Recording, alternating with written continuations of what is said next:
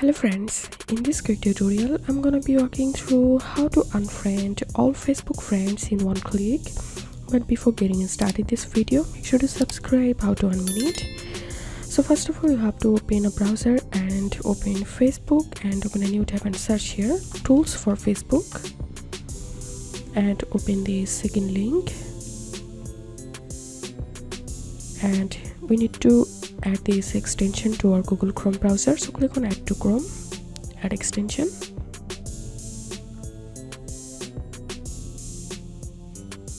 and now click here and pin the extension and go to your Facebook tab and click the extension and click on unfriend,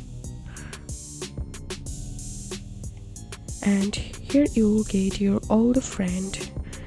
Click on shows and select 100, and inside of the list you will get 100 friends. And now press Ctrl and down arrow for multiple select, and after selected click on unfriend. Yes. So this process will take some time to finish because you have selected all your friends and it will remove all your friends from your friend list.